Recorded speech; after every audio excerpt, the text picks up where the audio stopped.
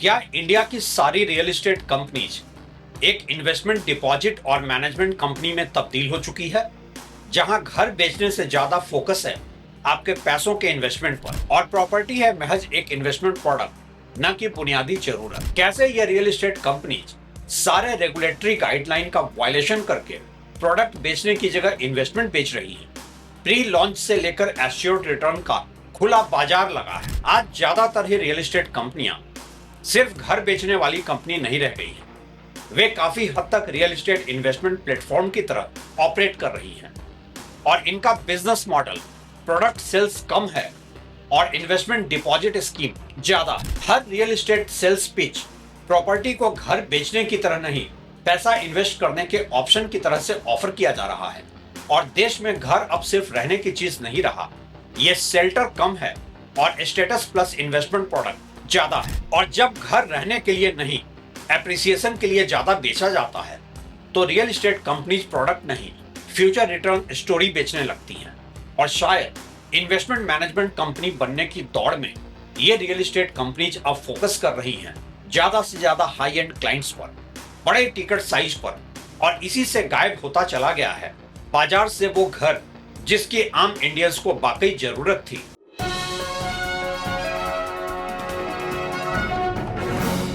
नमस्कार, आप देख रहे हैं track to reality with Ravi Sinha. जरा सोचिए कि आपके पास किसी रियल एस्टेट कंपनी से या उनके किसी ब्रोकर का कोई फोन आता है, तो क्या बोला जाता है? क्या वो पूछते हैं कि आपको किस तरह का घर चाहिए रहने के लिए, या फिर सीधा ही बोलते हैं कि हमारे पास एक अच्छा इन्वेस्टमेंट ऑप्शन है? हद तो तब हो जाती है जब आपको सीधा ऑफर कर दिया जाता है कि प्री लॉन्च प्राइस है, ले लो, आगे अच्छे प्रॉफिट पर एग्जिट भी करा देंगे। कहीं किसी रेगुलेटरी अथॉरिटी, किसी सेबी, किसी रेरा का कोई डर ही नहीं है इन्हें। यहीं से देश में रियल एस्टेट कंपनी का चरित्र बदलता है। पहले बिल्डर कहता था ये घर है, अब सेल्स पिच होती है ये लोकेशन का नेक्स्ट ग्रोथ कॉरिडोर है, रेंटल यील्ड आएगी, रीसेल प्रीमियम मिलेगा, लॉन्च प्राइस अभी कम है, पोजीशन तक 30% का अपसाइड है। यानी प्रोडक्ट की जगह इन्वेस्टमेंट नैरेटिव बिक रहा है। डेटा क्या कहता है? 2025 में भारत के टॉप 7 सिटीज में हाउसिंग सेल्स वॉल्यूम 14% घटकर करीब 3.96 लाख यूनिट रह गया, लेकिन टोटल सेल्स वैल्यू 6% बढ़कर 6 लाख करोड़ से ऊपर चली गई। इसका मतलब साफ है, कम घर बिके लेकिन महंगे घर ज्यादा बिके। 2025 में डेवलपर्स के अपने ही ब्रोकर्स की रिपोर्ट दावा करती है कि 1 करोड़ रुपए से ऊपर टिकट साइज वाले होम्स का शेयर बहुत बड़ा हुआ। H2 2025 मतलब कि जुलाई से दिसंबर 2025 में 10 मिलियन यानी 1 करोड़ से ऊपर वाले घर का कुल सेल्स लगभग 50% से ऊपर रहे। हाउसिंग लोन्स भी इसी इन्वेस्टमेंट लेड एक्सपेंशन को फ्यूल कर रहे हैं। शेड्यूल्ड कॉमर्शियल बैंक्स का आउटस्टैंडिंग हाउसिंग लोन पोर्टफोलियो मार्च 2021 के 15.02 लाख करोड़ से मार्च 2025 तक 30.42 लाख करोड़ हो गया, लगभग डबल। एक नजर देखना जरूरी है कि एक रियल एस्टेट कंपनी कैसे इन्वेस्टमेंट कंपनी जैसी दिखती है। सबसे पहले लैंड बैंक प्रोडक्ट से बड़ा असेट बन गया है। रियल एस्टेट कंपनी की सबसे बड़ी ताकत अब सिर्फ कंस्ट्रक्शन क्वालिटी और डिलीवरी ट्रैक रिकॉर्ड नहीं है। असली ताकत है कहां जमीन है, कितनी जमीन है, किस फ्यूचर कॉरिडोर में है, और उस जमीन को कब मोनेटाइज किया जा सकता है। यानी कंपनी का वैल्यूएशन कई बार इस बात पर कम बनता है कि वो आज क्या बेच रही है, लेकिन उससे ज्यादा इस बात पर कि उसके पास फ्यूचर में बेचने के लिए कौन सी जमीन है। देश की सबसे बड़ी रियल एस्टेट कंपनी में से एक डीएलएफ खुद अपने एक्सपीरियंस को real estate investment development and management experience के रूप में प्रेजेंट करता है। इसी तरह से प्री सेल्स नया फाइनेंशियल इंजन है। डेवलपर पहले प्रोजेक्ट लॉन्च करता है, फिर बायर से बुकिंग मनी और कंस्ट्रक्शन लिंक पेमेंट लेता है। यानी बायर सिर्फ कस्टमर नहीं रहता, वो डेवलपर के कैश फ्लो का सोर्स बन जाता है। बात डीएलएफ की करें या प्रेस्टीज ग्रुप की, लोधा की हो या फिर गोदरेज प्रॉपर्टीज की, सबका ही सेल्स ग्रोथ रिकॉर्ड हाई पर है। और सबके ही ग्रोथ में एक बात कॉमन है, ये ग्रोथ लग्जरी हाउसिंग बूम और हाई टिकट प्रोजेक्ट से ड्रिवन है। सिग्नेचर ग्लोबल जैसी कंपनी जो कभी अफोर्डेबल हाउसिंग के लिए जानी जाती थी, इस कंपनी ने भी अपना बिजनेस मॉडल बदलते हुए फाइनेंशियल ईयर 25 में 10,290 करोड़ की highest ever annual pre sales report की, 42% ईयर ऑन ईयर ग्रोथ के साथ। ये तो बस कुछ उदाहरण हैं जो बताते हैं कि रियल एस्टेट कंपनी का मॉडल केवल कंस्ट्रक्शन करके बेचो नहीं है, ये लॉन्च करो, डिमांड बनाओ, प्री सेल्स कलेक्ट करो, कैश फ्लो रिसाइकिल करो, नया लैंड प्रोजेक्ट एक्वायर करो वाला कैपिटल साइकिल मॉडल है। ये और बात है कि दुनिया भर में रियल एस्टेट मार्केट क्रैश का इतिहास बताता है कि यही यूफोरिया, यही ऑप्टिमिज्म कि अब बायर सिर्फ बायर नहीं रहा, इन्वेस्टर बन गया है, आखिरकार मार्केट क्रैश की वजह बनता है। अगर आपने ये वीडियो यहां तक देखा है तो इसका मतलब है कि आपको यह जानकारी काम की लगती है। कृपया ऐसी जानकारी को आगे बढ़ाने में हमारी मदद करें। वीडियो को लाइक, हाइप और शेयर करें। चैनल को भी सब्सक्राइब कर लें। आज इंडिया में भी होम बायर को एंड यूजर नहीं, इन्वेस्टर की तरह टारगेट किया जा रहा है। आज एड्स में बेडरूम साइज से ज्यादा ये शब्द दिखते हैं: limited inventory, launch price, pre launch advantage, capital appreciation, rental income, next cyber hub, airport corridor, expressway growth story, early investor benefited. ये लैंग्वेज हाउसिंग प्रोडक्ट की नहीं है, इन्वेस्टमेंट प्रोडक्ट की है। आज लग्जरी हाउसिंग ने शेल्टर लॉजिक को पीछे कर दिया है। रॉयटर्स ने डीएलएफ के ultra luxury Gurugram project the Dahlias पर रिपोर्ट किया कि करीब $4 बिलियन प्रोजेक्ट में यूनिट्स लगभग $8 मिलियन ईच प्राइसिंग पर टारगेटेड थी। मतलब 100 करोड़ से कम पैसा अगर पार्क करना हो तो वो हाउसिंग प्रोजेक्ट आपको क्लाइंट या इन्वेस्टर नहीं मानती है। प्रोजेक्ट है ही वेल्दी इंडियंस और एनआरआईज को ध्यान में रखकर। ये आम हाउसिंग डिमांड नहीं है, ये वेल्थ पार्किंग, स्टेटस कंजम्पशन और असेट एप्रिसिएशन का मार्केट है। असली समस्या कहां है? समस्या यह नहीं है कि रियल एस्टेट अब एक इन्वेस्टमेंट असेट है। दुनिया भर में प्रॉपर्टी असेट क्लास भी है। समस्या तब शुरू होती है जब हाउसिंग नीड को इन्वेस्टमेंट फैंटेसी में बदल दिया जाता है। एक एवरेज इंडियन बायर घर खरीदने के लिए जाता है, उसे चाहिए stability, school, hospital, commute, legal title, construction quality और अफोर्डेबल ईएमआई। लेकिन उसे सेल्स पिच मिलती है, सर पोजीशन तक 30 लाख एप्रिसिएशन है। फिर बायर घर नहीं खरीदता, वो एक होप खरीदता है। और जब मार्केट स्लो होता है, रीसेल नहीं मिलता, रेंट ईएमआई कवर नहीं कर पाता, मेंटेनेंस बढ़ जाता है, पोजीशन डिले होता है, तब पता चलता है कि वो इन्वेस्टर नहीं था, वो एक्चुअली ट्रैप्ड कंज्यूमर था या किसी और इन्वेस्टर का एग्जिट स्ट्रेटजी था। क्या यह सेबी रेगुलेटेड इन्वेस्टमेंट प्रोडक्ट जैसा है? नहीं, यही सबसे बड़ा ग्रे जोन है। म्यूचुअल फंड बेचने वाले को रिस्क बताना पड़ता है, स्टॉक एडवाइजर रेगुलेटेड होता है, portfolio management services, alternative investment fund के भी रूल्स हैं। लेकिन प्रॉपर्टी को इन्वेस्टमेंट बताकर बेचने में बहुत लूज लैंग्वेज इस्तेमाल होती है।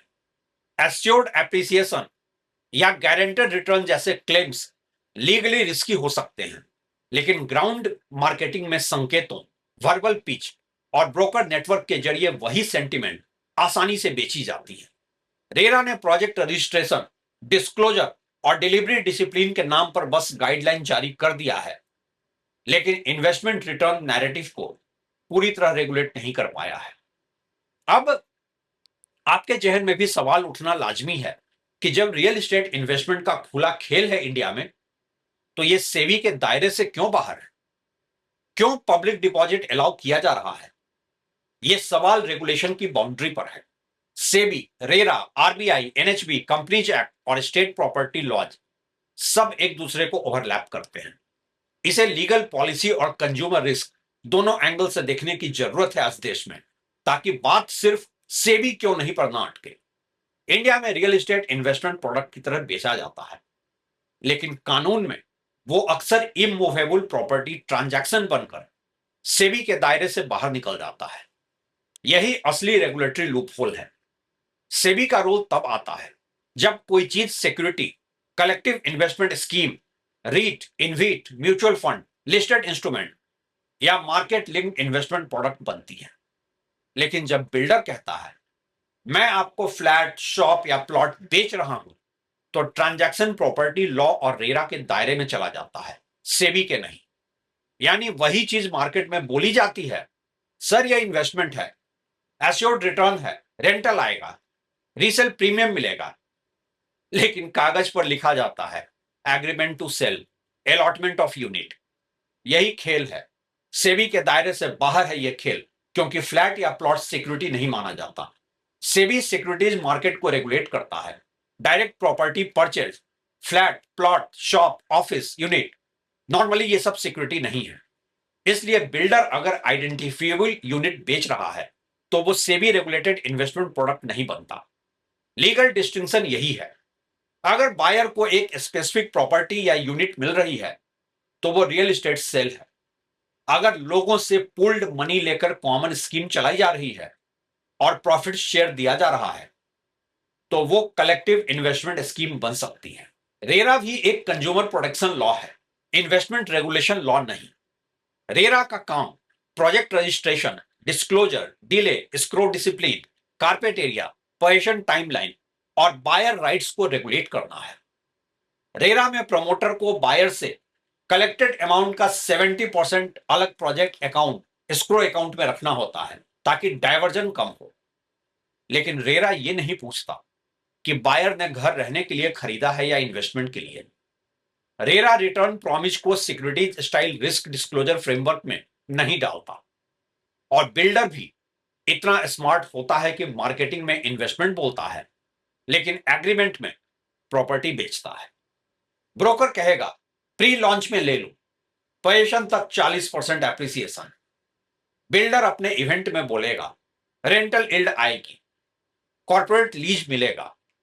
यूट्यूब के पेड इन्फ्लुएंसर भी बोलेगा ये अगला साइबर हब है। लेकिन एग्रीमेंट में यूजुअली रिटर्न गारंटेड नहीं होता। वहां लिखा होता है unit number, payment schedule, possession clause, delay compensation और फोर्स मैच्योर।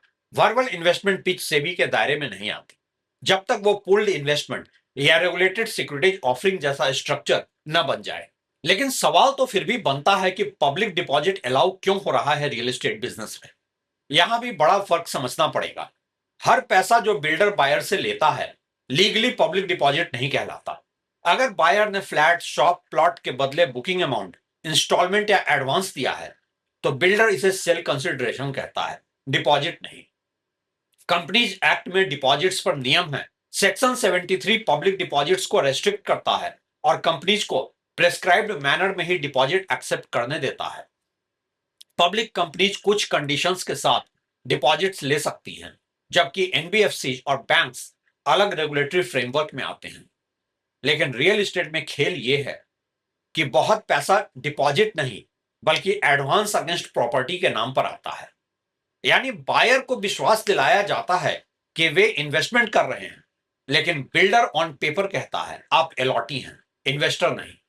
रेगुलेटर कहता है ये रेरा प्रोजेक्ट है, सिक्योरिटीज प्रोडक्ट नहीं। और जब डिस्प्यूट होता है बायर फंसता है।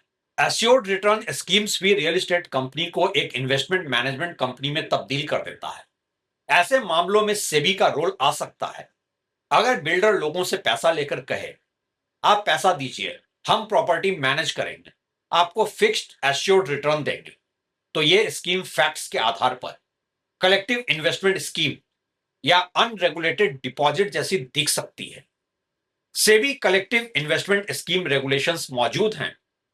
सीआईएस चलाने वाली एंटिटी को सेबी रजिस्ट्रेशन चाहिए। सेबी की रेगुलेशन लिस्ट में सीआईएस रेगुलेशंस 1999 भी है। हरियाणा रेरा के एक 2025 ऑर्डर में भी यह पॉइंट आया था कि सेबी रजिस्ट्रेशन के बिना एश्योर्ड रिटर्न स्कीम नहीं चलाई जा सकती है। यानी कानून में रास्ता है लेकिन इन्फोर्समेंट केस बाय केस होती है, और वो भी तब जब कोई एग्रीव्ड इन्वेस्टर कंप्लेंट करे और लंबी कानूनी लड़ाई के लिए तैयार रहे। एक नजर अगर प्रॉपर्टी मार्केट के ग्राउंड रियलिटी पर देखें तो रियल एस्टेट कंपनीज का इन्वेस्टमेंट मैनेजमेंट का खुला खेल चलता ही रहता है। पहला खेल pre launch funding, project approved नहीं, रेरा रजिस्ट्रेशन नहीं, लेकिन मार्केट में सॉफ्ट लॉन्च या एक्सप्रेशन ऑफ इंटरेस्ट के नाम पर पैसा लेना शुरू।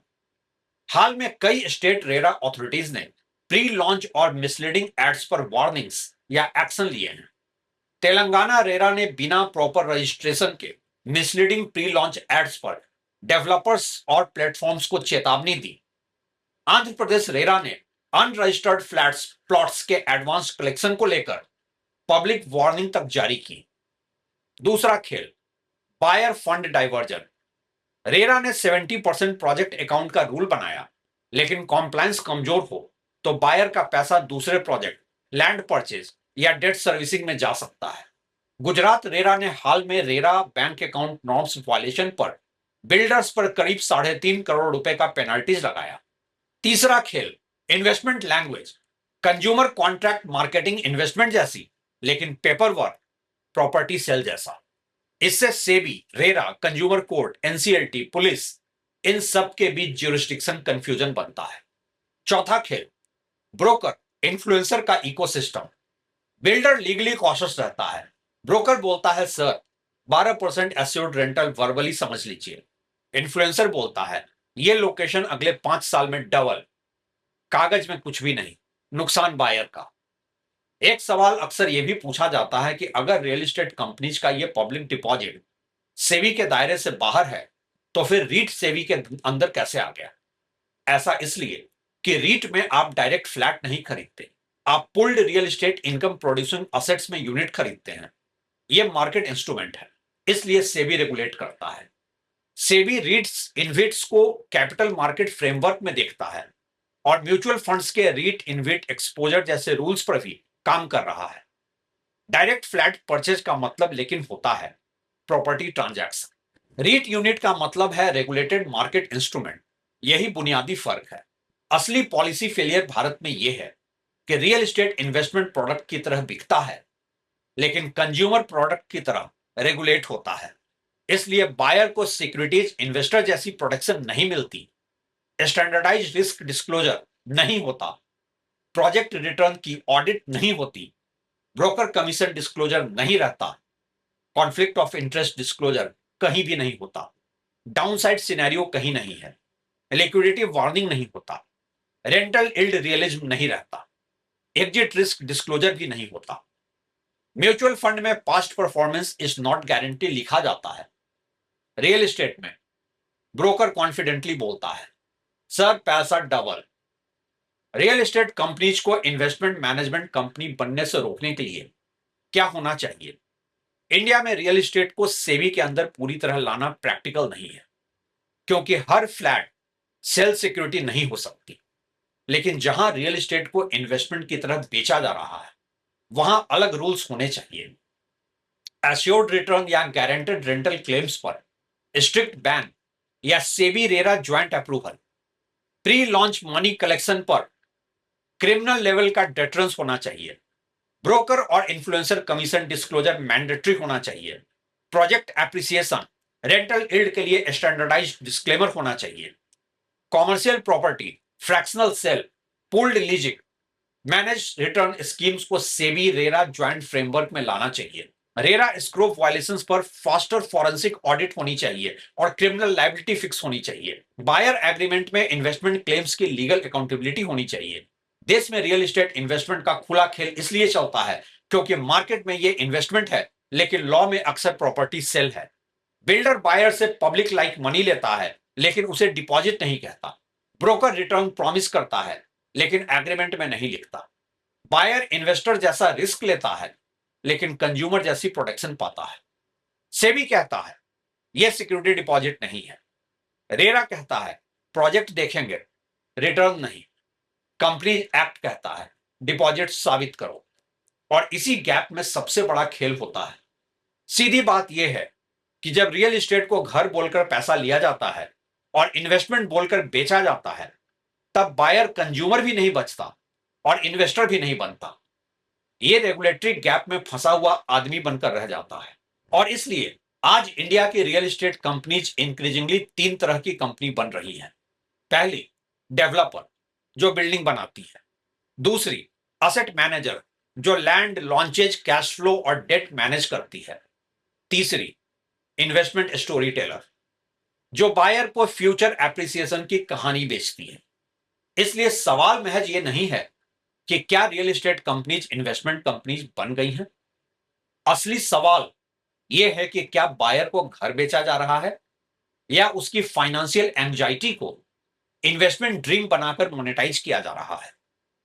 और कॉमन मैन के लिए सबसे बड़ा लेसन यही है कि घर खरीदते समय बिल्डर की ग्रोथ स्टोरी नहीं, अपनी लाइफ स्टोरी देखिए। ईएमआई आपकी होगी, रिस्क आपका होगा, डिले आपका होगा और रीसेल का सच भी आपको ही झेलना होगा। और हां, अगर आप भी डीप पॉकेट इन्वेस्टर हैं जो रियल एस्टेट कंपनीज के इन्वेस्टमेंट मैनेजमेंट कंपनी बनने के बेनिफिशियरी हैं, तो फिर तो आप भी उस गुनाह में बराबर के शरीक हैं जिसमें एक घर अब आम आदमी के लिए देश में बन ही नहीं रहा है। इंडिया का रियल एस्टेट बिजनेस वाकई घर बनाने का नहीं, इन्वेस्टमेंट मैनेजमेंट का बिजनेस बन चुका है। और जिन्हें इस पर कोई रेगुलेटरी एक्शन लेना चाहिए वो तो अक्सर खुद ही बेनिफिशियरी हैं अपने ब्लैक मनी को पार्क करके। और आप तो बस बचकर निकलने को ही अपनी कंज्यूमर इंटेलिजेंस मान सकते हैं, ज्यादा और कुछ नहीं। शुक्रिया।